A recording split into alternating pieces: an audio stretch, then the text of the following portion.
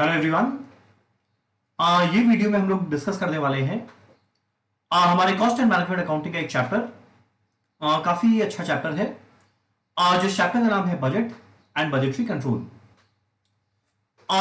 ये चैप्टर को स्टार्ट करने के पहले 2 मिनट का बेसिक बैकग्राउंड कि इस पर्टिकुलर चैप्टर में हम लोग को क्या डिस्कस करना है।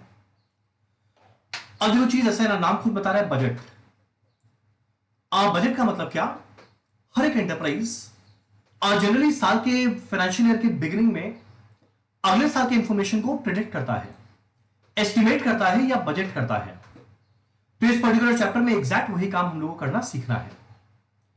अब बजट रहेगा जनरली 3 तरीका का। एक ऑलरेडी हम लोग फाइनेंशियल मैनेजमेंट में पढ़ लिए हैं, कैश बजट बोल के टॉपिक, कैश मैनेजमेंट चैप्टर के अंदर में। अगला 2 बजट जो हमारे सिलेबस में है, एक रहेगा फ्लेक्सिबल बजट, अगला रहेगा फंक्शनल बजट। तो बड़ा सिंपल चैप्टर है, बड़ा इजी चैप्टर है। कुछ कुछ बेसिक कंसेप्ट को हम लोग को बस खाली समझना है, बड़ा आराम से चैप्टर होने लायक है। चलिए एक बार जरा देखें। सबसे पहले हम लोग स्टार्ट करते हैं हमारा पहला टॉपिक जो क्या रहेगा, फ्लेक्सिबल बजट। तो बजट में हमारा पहला टॉपिक है फ्लेक्सिबल बजट।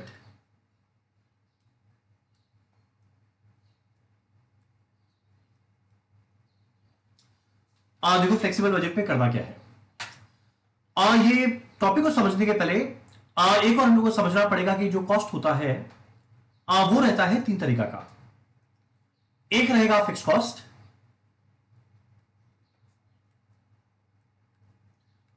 एक रहेगा वेरिएबल कॉस्ट, एक रहेगा फिक्स कॉस्ट, एक रहेगा वेरिएबल कॉस्ट, तीसरा रहेगा सेमी वेरिएबल कॉस्ट। और सेमी वेरिएबल कॉस्ट क्या है ये हम लोग जानेंगे कुछ देर बाद। पहले फिक्स कॉस्ट और वेरिएबल कॉस्ट जो ऑलरेडी आप लोगों को पता है उसके बारे में कुछ बेसिक कंसेप्ट। अब देखो जैसे कि नाम खुद बता रहा है फिक्स कॉस्ट।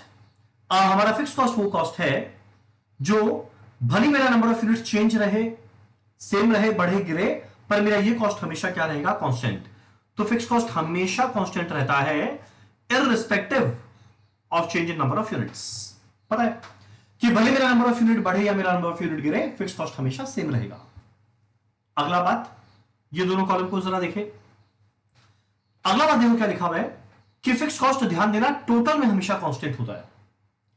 यानी मान लो आज के दिन अगर एक कंपनी 5000 यूनिट बनाता है और फिक्स कॉस्ट लगता है 50,000, तो भले वो 6000 बनाए या 4000 यूनिट बनाए, जो टोटल फिक्स कॉस्ट है ना, वर्ड को ध्यान देना, जो टोटल फिक्स कॉस्ट है ना, वो टोटल फिक्स कॉस्ट हमेशा क्या रहेगा, सेम। तो फिक्स कॉस्ट टोटल में हमेशा सेम रहेगा।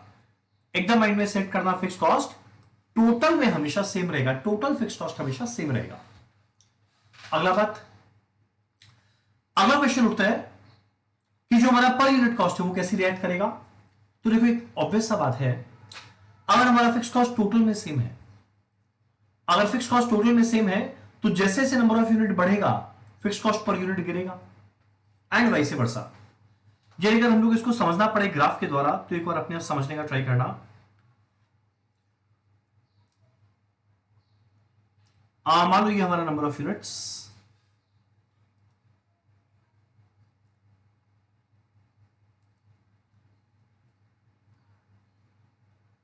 और ये मान लो रुपीस। तो देखो जब 0 यूनिट बनाए तभी मेरा फिक्स कॉस्ट कुछ लगेगा, जब 1 यूनिट बनाए तभी मेरा फिक्स कॉस्ट उतना ही लगेगा, जब 5 यूनिट बनाए तभी मेरा फिक्स कॉस्ट उतना ही लगेगा। तो देखो मेरा टोटल फिक्स कॉस्ट हमेशा क्या चलता रहेगा, सेम। पर मेरा अगला क्वेश्चन उठता है फिक्स कॉस्ट पर यूनिट कैसे रिएक्ट करेगा। तो अगर हम लोग फिक्स कॉस्ट पर यूनिट बनाए, ये मान लो नंबर ऑफ यूनिट्स है और ये मान लो रुपये पर यूनिट है, तो देखो सिंस मेरा टोटल फिक्स कॉस्ट मान लो एग्जांपल है 50,000 लग रहा है, मान लो एग्जांपल दे रहे हैं फिक्स कॉस्ट मान लो मेरा टोटल में लग रहा है 50,000, तो देखना जब यूनिट 0 यूनिट बनाए तब भी 50,000 लगेगा, पर यूनिट क्या लगेगा, 50,000 बाई 0। अगर 1 यूनिट बनाए तो 50,000 डिवाइडेड बाई 1, अगर 5 यूनिट बनाए तो 50,000 डिवाइडेड बाई 5। ये सब निकाल रहे हैं कॉस्ट पर यूनिट। अगर 100 यूनिट बनाए 50,000 डिवाइडेड बाई 100।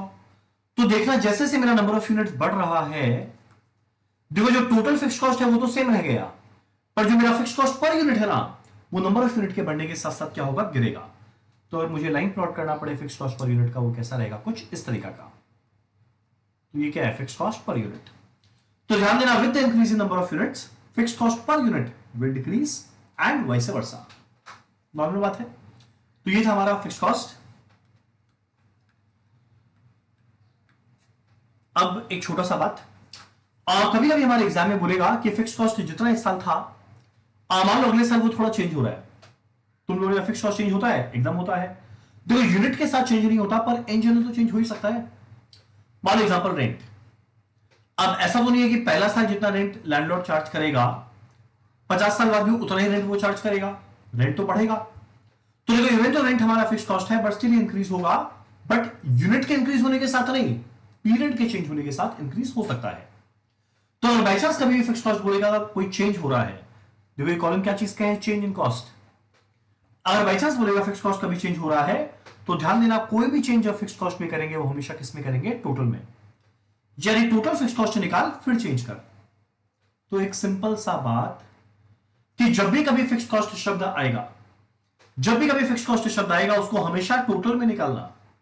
कारण क्या है, जो मेरा टोटल फिक्स कॉस्ट है वही सेम रहता है, और कोई भी चेंज करना है वो हम लोग किस में करेंगे, टोटल फिक्स कॉस्ट में।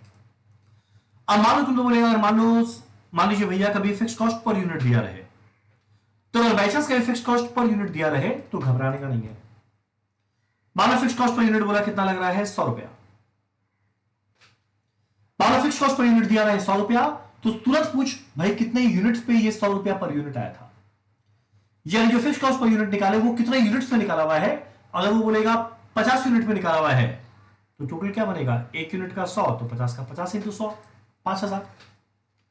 यानी अगर जब भी कभी क्वेश्चन में फिक्स कॉस्ट रहे, कुछ भी हो जाए, फिक्स कॉस्ट हमेशा टोटल में निकालना, और कोई भी चेंज करना पड़े फिक्स कॉस्ट में, हमेशा टोटल फिक्स कॉस्ट निकाल के फिर कोई चेंज करना।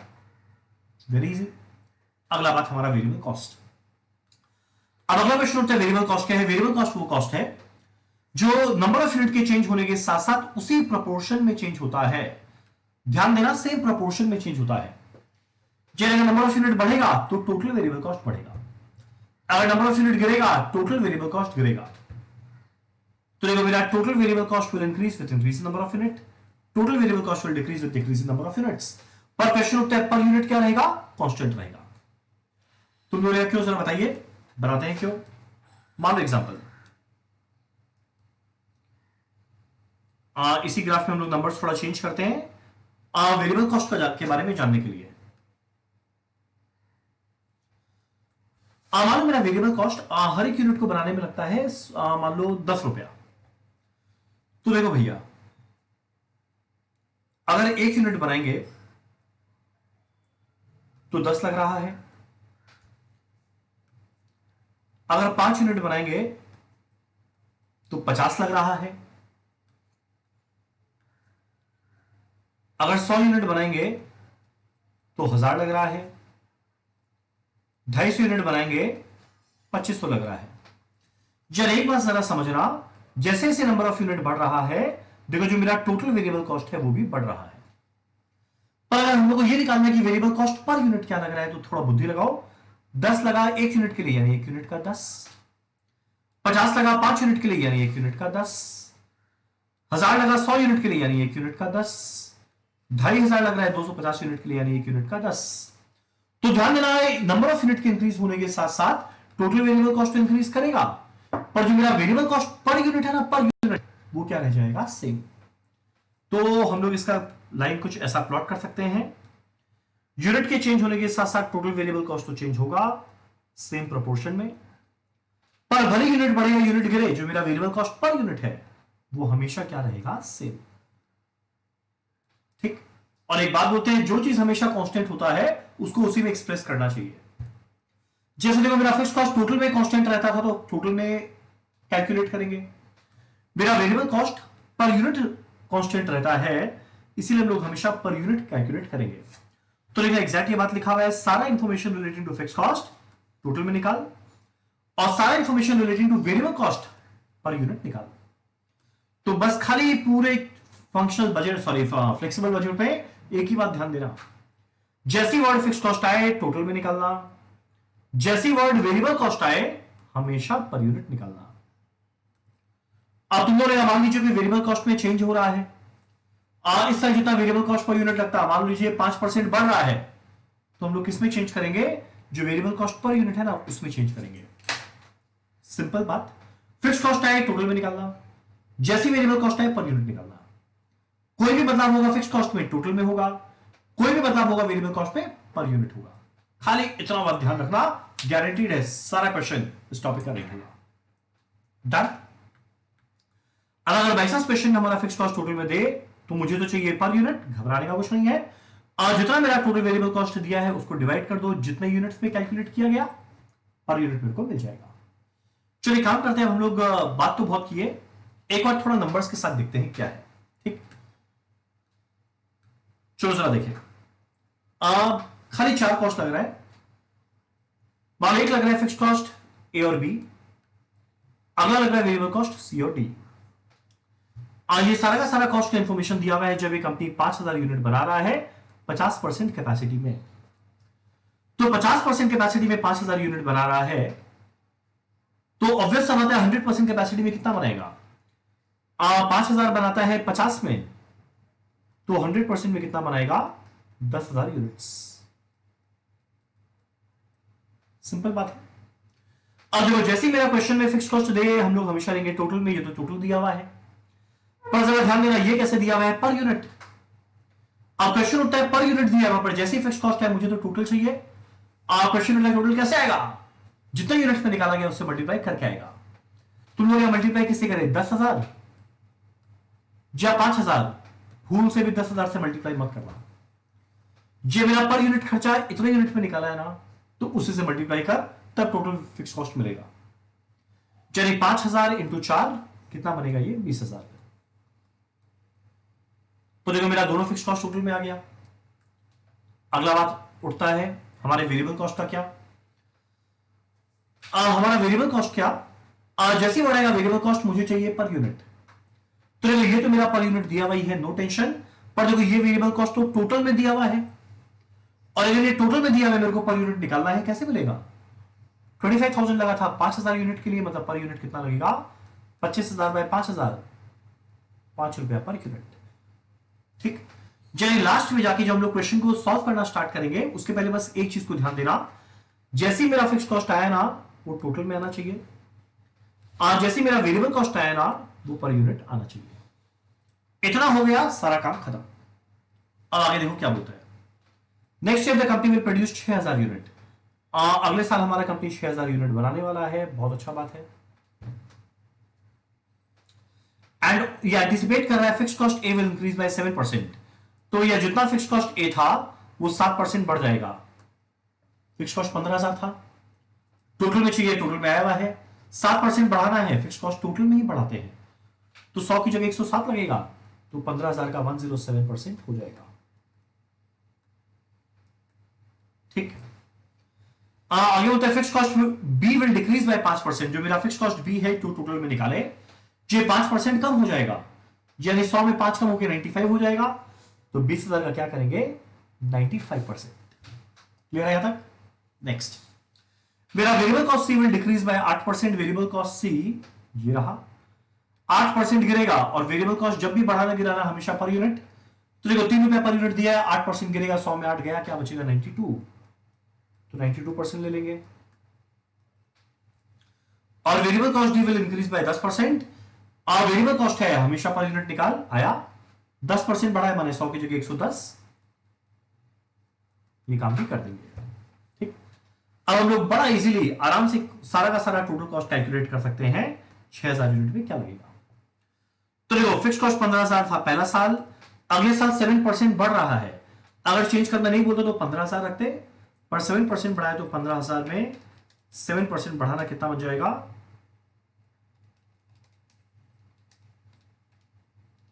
16,050।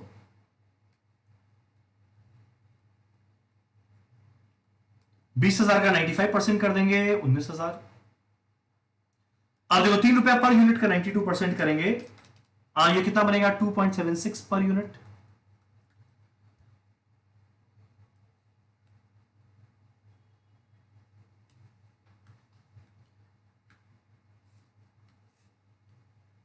ये क्या बनेगा 2.76 पर यूनिट।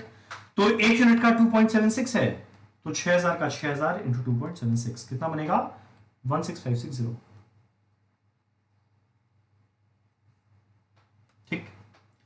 अगला वेरिएबल कॉस्ट डी, पहले 5 रुपया पर यूनिट था, ये 10% बढ़ रहा है, तो ये कितना बन जाएगा 5.5 रुपया पर यूनिट। तो अगर 1 यूनिट का 5.5 तो 6,000 का क्या आएगा, 6,000 इंटू 5.5 कितना बनेगा 33,000। तो यानी देखो हम लोग बड़ा सिंपल रखे, फिक्स कॉस्ट आते ही टोटल निकाले, वही टोटल हमेशा सेम रहेगा, पर चेंज करने बोलेंगे तो टोटल भी चेंज कर देंगे। जैसे और वेरिएबल कॉस्ट आएगा पर यूनिट निकालेंगे। अब जितना मेरा पर यूनिट आया, जितना यूनिट आया उससे मल्टीप्लाई कर दें। अगर बाई चांस वेरिएबल कॉस्ट में चेंज करने बोलेगा तो वेरिएबल कॉस्ट पर यूनिट में चेंज कर देंगे। डन। तो ये था हमारा फिक्स कॉस्ट वेरिएबल कॉस्ट। अगला हमारा क्या आता है, सेमी वेरिएबल कॉस्ट। अब देखो जैसा कि नाम खुद इंडिकेट कर रहा है, सेमी वेरिएबल कॉस्ट के अंदर में क्या होगा, सेमी वेरिएबल कॉस्ट नाम खुद इंडिकेट कर रहा है, इसमें फिक्स और वेरिएबल कॉस्ट दोनों रहेगा। और अगर ये दोनों रहेगा, मुझे दोनों को सेग्रीगेट करना है। सेग्रीगेट कैसे करेंगे ये हम लोग को जानना है। और एक बार सेग्रीगेशन हो गया तो ध्यान देना, सेग्रीगेशन वैसे करेंगे कि फिक्स कॉस्ट टोटल में निकालेंगे, वेरिएबल कॉस्ट पर यूनिट निकालेंगे। ठीक। अब देखो पहले हम लोग को ये जानना है कि सेमी वेरिएबल कॉस्ट का पहचान क्या है। एक कॉस्ट को देखिए कैसे समझ में आएगा ये सेमी वेरिएबल है, फिक्स्ड है या वेरिएबल है। देखो पहचान क्या है,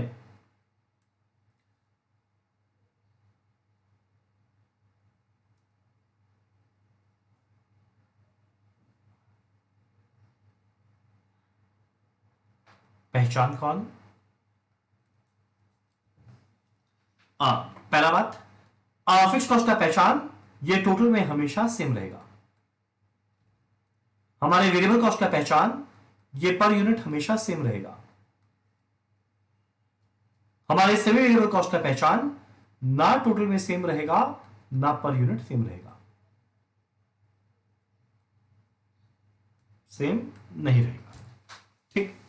अब जैसे अगर जरा देखिए 5,000 यूनिट में इतना खर्चा लगा, 8,000 यूनिट में इतना खर्चा लगा, तो देखो यूनिट अगर बढ़ा तो कॉस्ट भी बढ़ा। चलिए एक बात तो क्लियर है, ये फिक्स कॉस्ट नहीं है, अदरवाइज टोटल में सेम होता। अब अगला प्रश्न उठता है क्या ये वेरिएबल कॉस्ट है, जरा देखो पर यूनिट निकाल के। 15,000 लगा 5,000 यूनिट का, यानी 1 यूनिट का 3 रुपया। 21,000 लग रहा है 8,000 यूनिट का, यानी 2.625 पर यूनिट। तो लेकिन ना ये टोटल में सेम है, ना ये पर यूनिट सेम है, मतलब ना फिक्स्ड है ना वेरिएबल, ये सेमी वेरिएबल है। और अगर ये सेमी वेरिएबल है, मुझे इसको सेग्रीगेट करना है फिक्स्ड और वेरिएबल में। कैसे सेग्रीगेट करें, दो तरीका। पहला तरीका देखो क्या है, बड़ा सिंपल तरीका।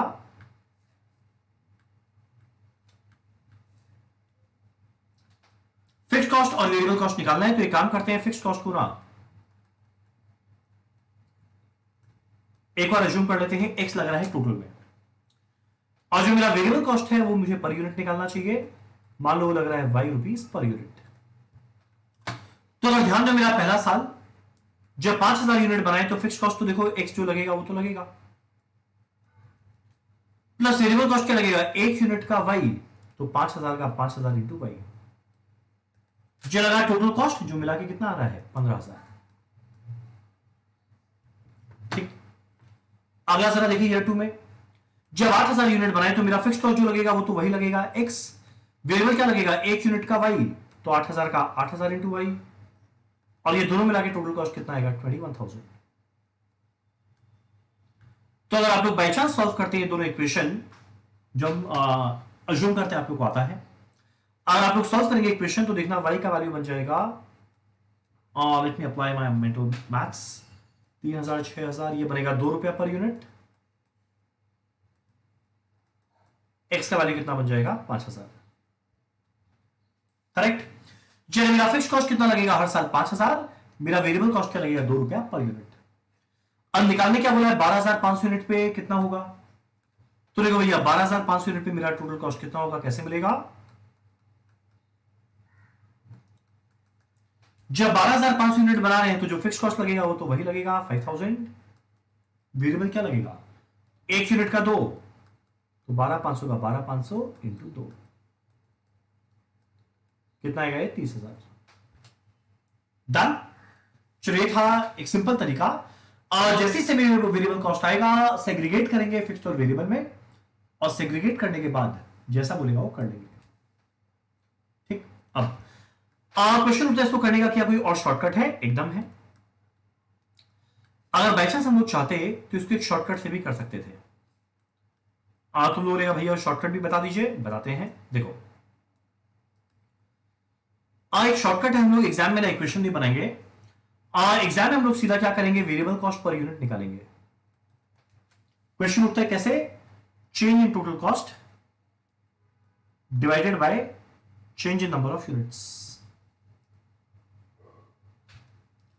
चलिए देखो एक बात समझना, जितना मेरा कॉस्ट में चेंज हो रहा है, जी जो 15,000 से 21,000 हुआ, इसका कारण क्या है, वेरिएबल कॉस्ट ही तो होगा। सो जो फिक्स कॉस्ट अगर मेरा दोनों साल सेम है तो उसकी वजह से तो कॉस्ट में बदलाव आएगा नहीं। चलिए जो भी कॉस्ट में बदलाव आएगा उसका कारण क्या रहेगा, खाली वेरिएबल कॉस्ट का चेंज होगा। तो देखो मेरा वेरिएबल कॉस्ट कितना चेंज हुआ, 15,000 की जगह 21,000, कितना बदला 6,000, डिवाइडेड बाय कितने यूनिट के चेंज होने पे, 5,000 की जगह 8,000 यूनिट हुआ, यानी 3,000 यूनिट के चेंज होने पे।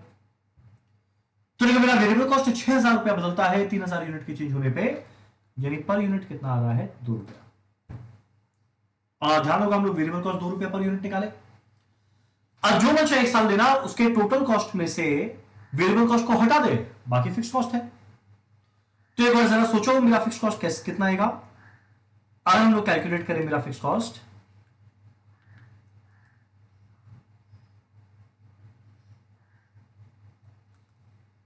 ये 15,000 है मेरा टोटल कॉस्ट, उसमें से वेरिएबल हटा दे। वेरिएबल क्या है, 1 यूनिट का 2, तो जब 5,000 यूनिट बनाए थे 5,000 इंटू 2 लगा होगा, यानी कितना आया है 5,000।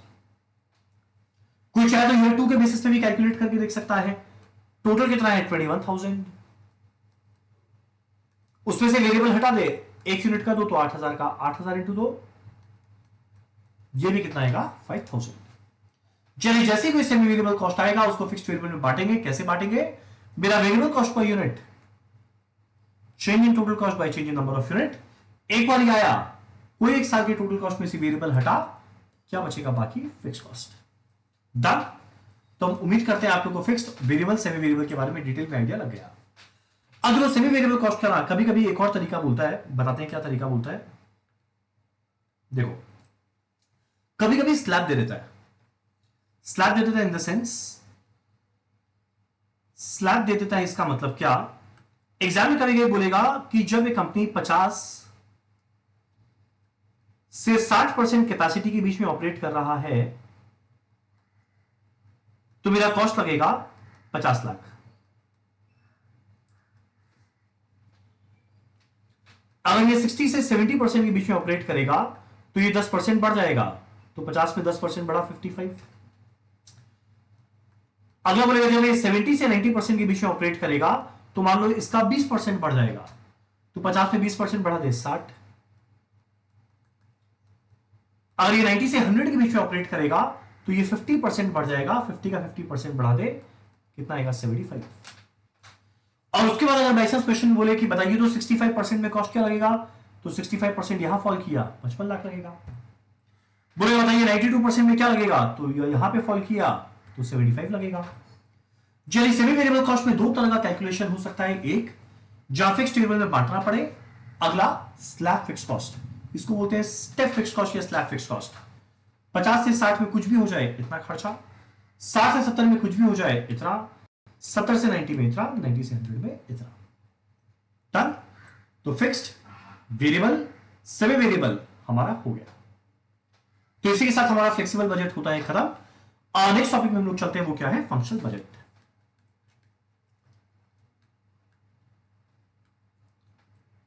अगला जरा देखिए हमारा फंक्शनल बजट क्या है। नाम खुद इंडिकेट कर रहा है फंक्शनल बजट का मतलब क्या, वो बजट जो हर एक डिपार्टमेंट, हर एक फंक्शन अपने परफॉर्मेंस के लिए बनाने वाला है। अब जो ऐसा ना, फंक्शनल बजट को बनाने के लिए एक सीक्वेंस होना चाहिए, एक तरीका होना चाहिए। और जनरली पहला बजट हम लोग का हमेशा कौन सा बनता है, एक कंपनी का कोई भी एंटरप्राइज जब एस्टिमेट करता है, पहला चीज वो खर्चा को एस्टिमेट नहीं करता, वो हमेशा एस्टिमेट करता है अगले साल सेल या रेवेन्यू कितना होने वाला है। जितना सेल या रेवेन्यू होगा उसी पर तो डिपेंड करेगा उसका खर्चा क्या लगेगा। अगर फिक्स कॉस्ट है उसको कोई फर्क नहीं पड़ता, पर वेरिएबल कॉस्ट को तो फर्क पड़ेगा। तो यानी पहले कंपनी को जानना यह जरूरी है कि भैया सेल कितना करेंगे, उसके बेसिस पे सारा कॉस्ट डिपेंड करता है। तो यही कारण है हम लोग हमेशा शुरुआत करते हैं हमारे फंक्शनल बजट का पहला बजट के साथ, जो कौन सा है, सेल्स बजट। ये कौन बनाएगा, सेल्स डिपार्टमेंट या मार्केटिंग डिपार्टमेंट। कैसे बनेगा, कंज्यूमर से, कस्टमर से उनका टेस्ट और प्रेफरेंस पूछेगा, मार्केट सर्वे करेगा, एडवर्टीजमेंट कैंपेन करेगा और उसके बेसिस पे असेस करेगा कि सेल्स कितना होना चाहिए। जनरली ये जो चीज है हमारे क्वेश्चन में दिया रहता है। अगर बाई चांस ना दे तो हम लोग सेल्स बजट बनाएंगे। जैसे एग्जांपल के तौर पे सेल्स बजट कैसे बनता है, एक छोटा सा एग्जांपल लेते हैं हम लोग अपने बुक का ही।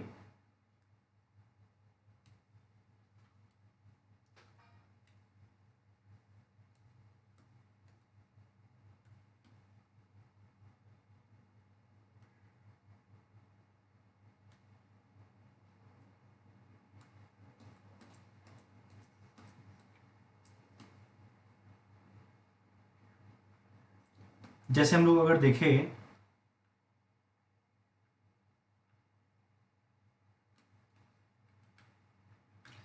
एक और अपने बुक का एग्जांपल लेकर चलते हैं।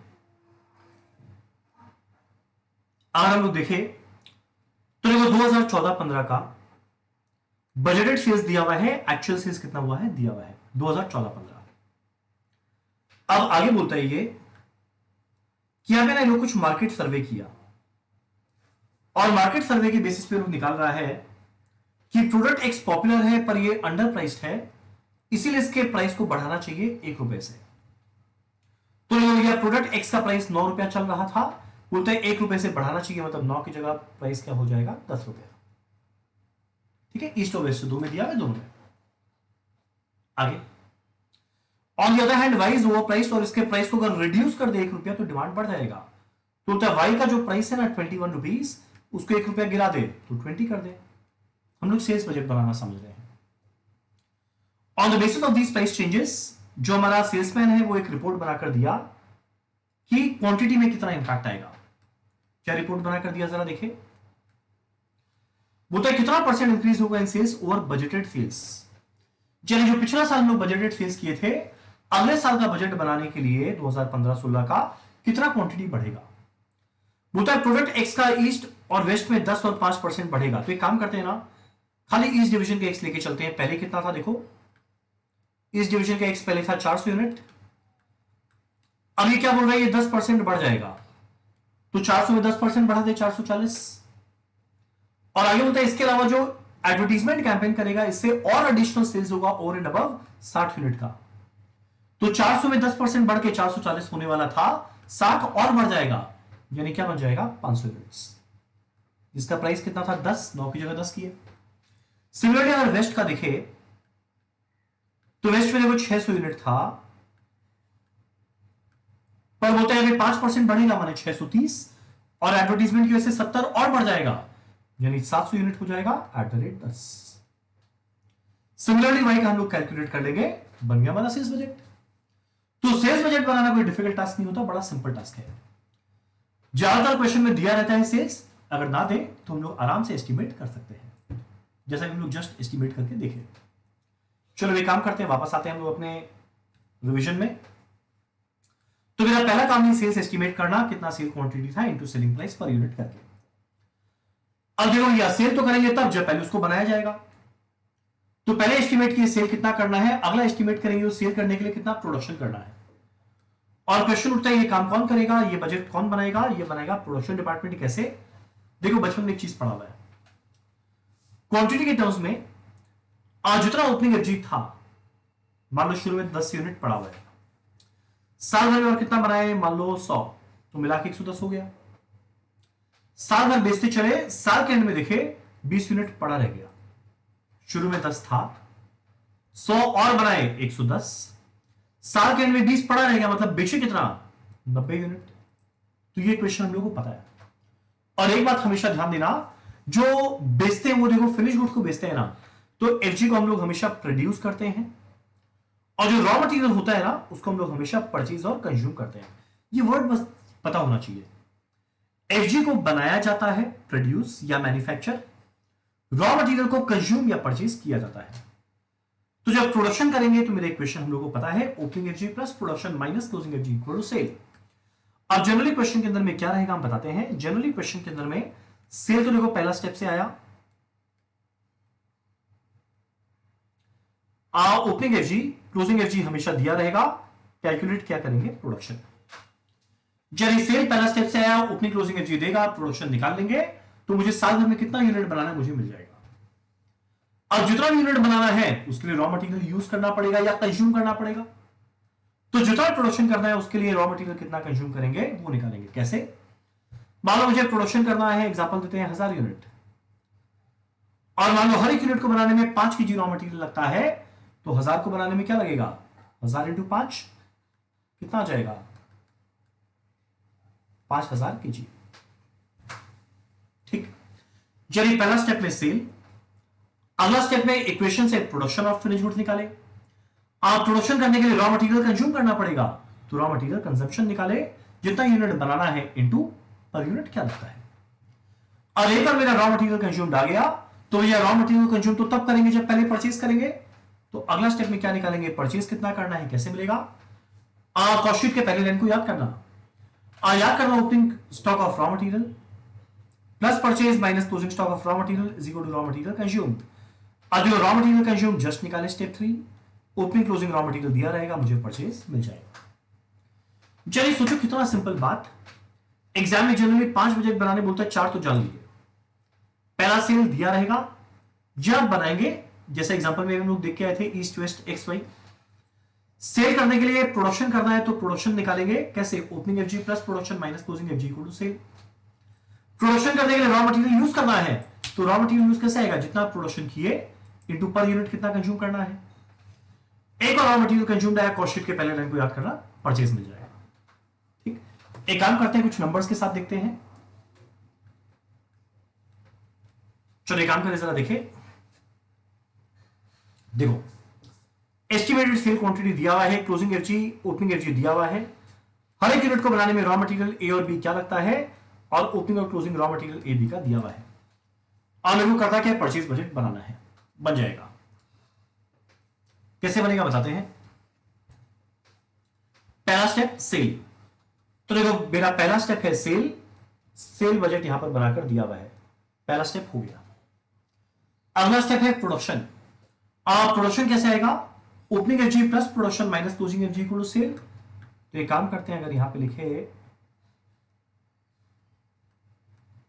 ओपनिंग एफजी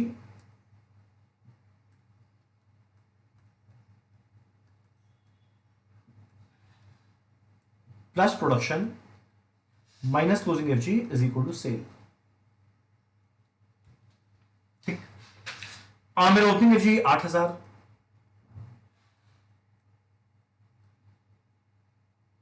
और प्रोडक्शन कैलकुलेट करना है, सॉरी ओपनिंग एफजी 10,000 था, क्लोजिंग एफजी 8000 है, और सेल दिया हुआ है 1,02,000। तो इससे इजीली हम लोग को क्या मिल जाएगा? प्रोडक्शन साल भर में क्या करना है। अगर आप लोग कैलकुलेट करके देखेंगे तो देखना ही आएगा 1,00,000 यूनिट। ठीक, मेरा पहला स्टेप सेल पता है, अगला स्टेप प्रोडक्शन हम लोग कैलकुलेट किए हैं, तो ये हमारा अगला स्टेप प्रोडक्शन आ गया। अब प्रोडक्शन करने के लिए रॉ मटेरियल यूज करना पड़ेगा। क्वेश्चन उठता है कौन सा? देखो दो रॉ मटेरियल लग रहा है, एक ए का एक बी का। ए का क्या लग रहा है? हर एक यूनिट को बनाने में ए का 3 केजी, बी का 4 केजी। तो देखो एक के लिए 3, तो 1,00,000 के लिए 1,00,000 इंटू 3, बी का एक के लिए 4, तो 1,00,000 के लिए 1,00,000 इंटू 4। इससे मुझे क्या मिलेगा? Raw material consumption. तो एक काम करते हैं, हम लोग एक बार नेक्स्ट पेज में चले, ये इसमें हो जाएगा आई थिंक।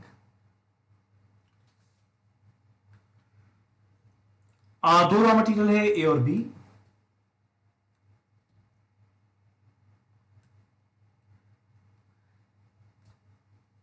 स्टेप 3 में हम लोग क्या निकाल रहे हैं? Raw material consumed.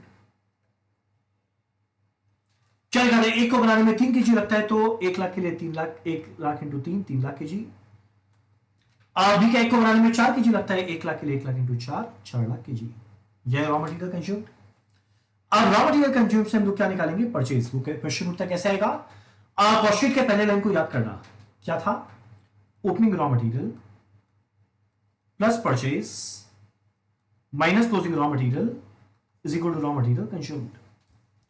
तो मेरा रॉ मटेरियल कंज्यूम्ड पता है, परचेज कैलकुलेट करना है, कैसे आएगा? Raw material consumed plus closing raw material minus opening raw material. तो एक काम करते हैं, नेक्स्ट हम लोग लिखते हैं रॉ मटेरियल कंज्यूम्ड था, ऐड करेंगे क्लोजिंग रॉ मटेरियल,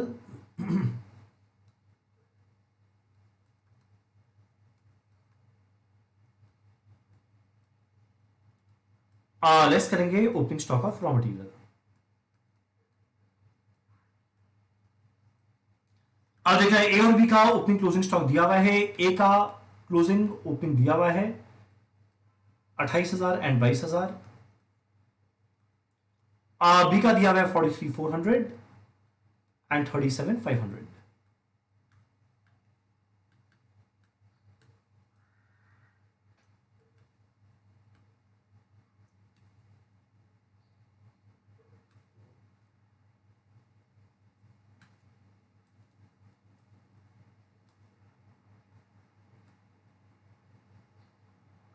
हम लोग सीधा क्या मिल जाएगा? परचेज। तो कैलकुलेट करके देखना, परचेज आएगा 3,06,000 और ये बन जाएगा 4,05,900। डन। तो ज्यादा कुछ नहीं था, फंक्शनल बजट बड़ा सिंपल था। पहला स्टेप में हम लोग क्या निकाले? सेल।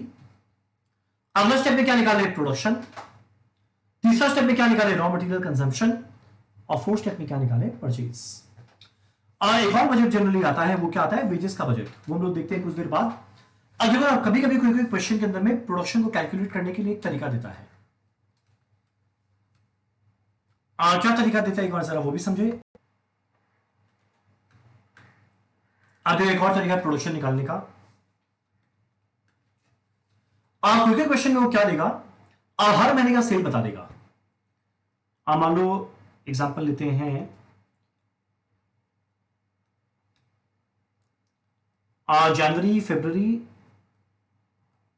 मार्च, अप्रैल, हर महीने का सेल बता दिया। मान लो कितना है? 5,000, 6,000, 7,000 और 10,000 यूनिट। ठीक। अब आगे बोलेगा जनवरी से मार्च का प्रोडक्शन निकालो। जब एक कंपनी का पॉलिसी है कि ये closing stock of raw material रखना चाहता है 20% ऑफ नेक्स्ट मंथ सेल्स।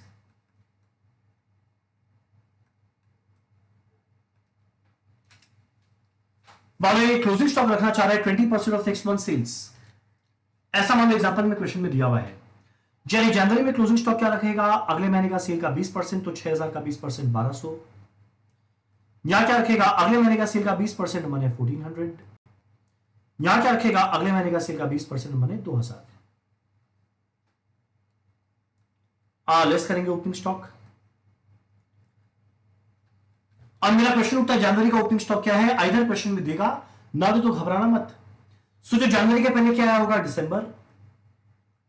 और दिसंबर में क्लोजिंग स्टॉक क्या रहा होगा? अगले महीने के सेल का 20% माने 1,000। तो ओपनिंग स्टॉक यहां पे आया 1,000, इसका क्लोजिंग यहां का ओपनिंग 1,200, इसका क्लोजिंग यहां का ओपनिंग 1,400। मुझे मिल गया प्रोडक्शन। ठीक। एक और तरीका है, वो क्या बोलेगा? एक और तरीका में क्या बोल सकता है कि वो हर महीना प्रोडक्शन क्या करता है? उस महीने का सेल का 70% प्लस अगले महीने का सेल का 30%। तो देखो पहला तरीका हम ऊपर जाने, ये सेकंड तरीका था। थर्ड तरीका क्या बोलेगा? हर महीना सीधा प्रोडक्शन का बता देगा कितना करेगा। 70% करेंट मंथ का प्लस 30% ऑफ नेक्स्ट मंथ। यानी 5,000 का 70% लेंगे प्लस अगले महीने का 30% लेंगे। फरवरी में क्या प्रोडक्शन करेंगे? उस महीने का 70% प्लस अगले महीने का 30%, और ये सिलसिला चलता रहेगा। डन। तो ये था हमारा फ्लेक्सिबल फंक्शनल बजट। एक तो छोटा सा क्वेश्चन दिखाते हैं।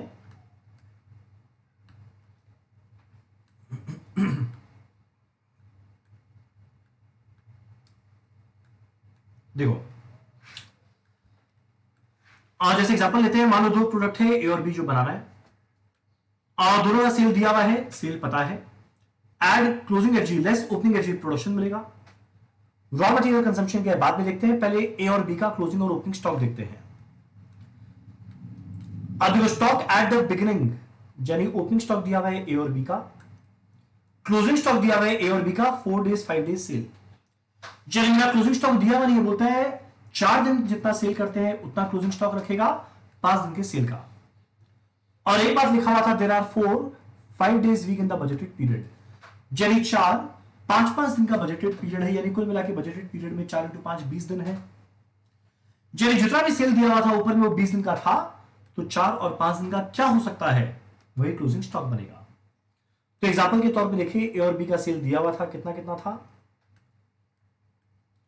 2400 और 3600, ऐड करेंगे क्लोजिंग एच, क्लोजिंग स्टॉक ए का है 4 दिन का सेल, तो कितना मिलेगा 2400 था 20 दिनों का सेल का, तो 4 दिन में क्या आएगा क्लोजिंग स्टॉक मिल जाएगा। बी में क्या आएगा 3600 था 20 डेज के लिए, तो 5 दिन के लिए क्या आएगा। क्लोजिंग स्टॉक पता है, ओपनिंग एफजी क्लियर कर दिया है, मेरे को क्या मिल जाएगा प्रोडक्शन। एक बार प्रोडक्शन आ गया, उसके बाद रॉ मटेरियल कंजम्पशन कैलकुलेट करेंगे। जो क्लियर कर दिया है 2 रॉ मटेरियल लगेगा 100 रुपए 5 और 4 केजी, तो जितना प्रोडक्शन करना है इंटू 5 इंटू 4, और यहां पे 3 और 6, जितना प्रोडक्शन करना है बी का इंटू 3 और 6 आ गया कंजम्पशन। फिर add closing raw material less opening raw material, done. अब जो एक मेरा लेबर आर भी बोला है, जो वेजेस बजट बनाने बोल दिया, तो पर यूनिट दिया हुआ है 3 और 5 घंटा लगता है, तो जितना जितना यूनिट बनाए इंटू 3 इंटू 5 घंटा लगेगा, टोटल स्टैंडर्ड आर आ गया। और उसके बाद बोलते हैं इसका एफिशिएंसी रेशियो 80% है, यानी जितना स्टैंडर्ड आर आया इसके एफिशिएंसी 80% है, मतलब उससे ज्यादा टाइम लगाता है, तो एफिशिएंसी का फॉर्मूला आप लोग को पता होना चाहिए, standard hour by actual hour होता है, जो दिया हुआ है 80%। तो एक और स्टैंडर्ड आर निकाल लिए, मुझे एक्चुअल आर मिल जाएगा, फिर आराम से वेजेस बजट मिल जाएगा, डन। चलो ये था हमारा फंक्शनल बजट। एक आखिरी छोटा सा बात इस चैप्टर का,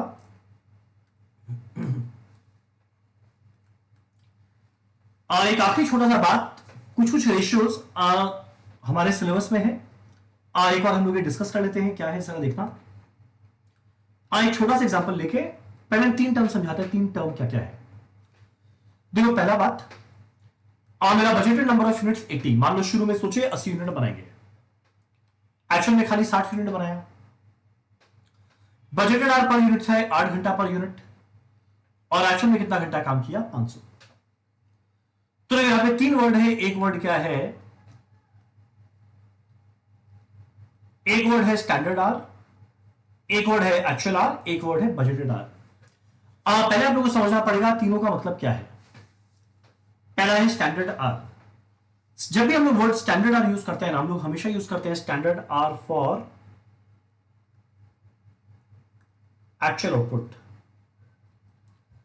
चलिए असली में जितना आउटपुट बना रहे हैं उसको बनाने के लिए कितना समय लगना चाहिए, एक्चुअल आर कितना असली में समय लगा, बजटेड आर कितना आर अवेलेबल है,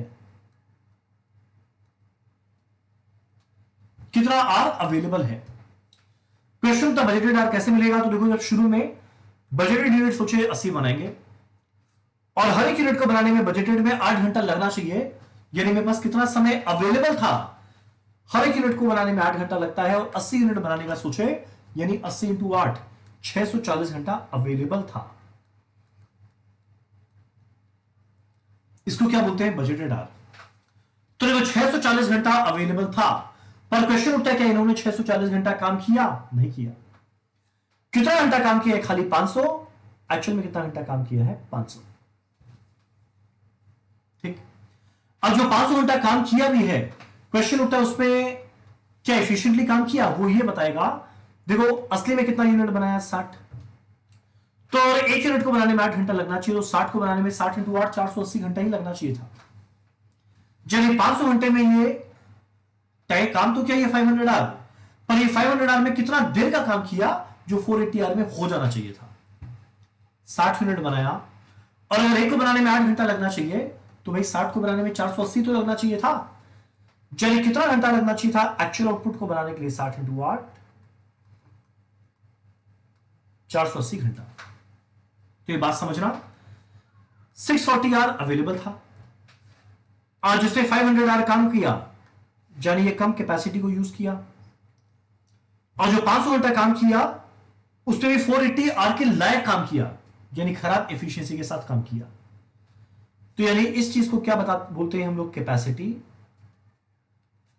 इसको हम लोग क्या बोलते हैं, एफिशिएंसी। और फाइनली अगर देखें तो 640 को सीधा 480 के साथ कंपेयर करें, ये कुल मिला के एक्टिविटी क्या हुआ इस एंटरप्राइज में। तो देखो पहले हम लोग निकाले बजटेड आर, कैसे आया, budgeted unit into budgeted hour per unit.